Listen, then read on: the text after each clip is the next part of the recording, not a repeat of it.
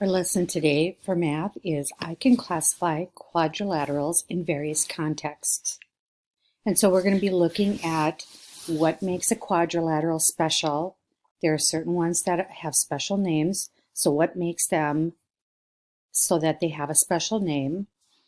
And then at the end, we're going to be looking at different kinds of quadrilaterals that are in everyday life that we see everywhere around us. And then you'll have the chance to classify them and put them into groups. The first one is a parallelogram. And a parallelogram is probably the most widely seen because all it is two pairs of parallel sides. So a parallelogram encompasses almost all quadrilaterals except for a trapezoid, as long as there are two pairs of parallel sides. A square is a parallelogram because it has two pairs of parallel sides and they are the same. So all four sides are the same and all four angles are the same, and we call that a square. A rectangle is a parallelogram with right angles, but all four sides are not all the same. So opposite sides are congruent and the same, but not all four.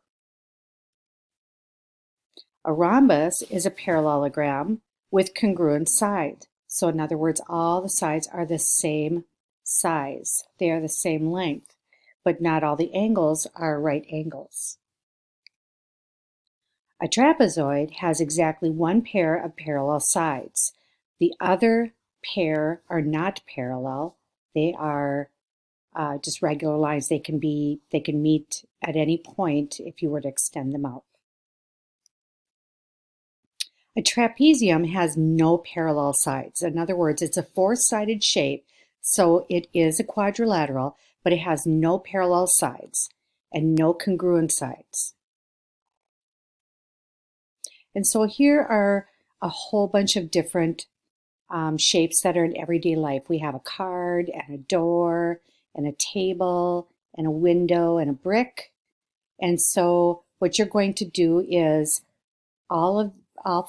six of these squares have a name inside of them. This one is squares, this one's parallelograms, this one's quadrilaterals, this one's rhombuses, this one's rectangles, and this one's trapezoids.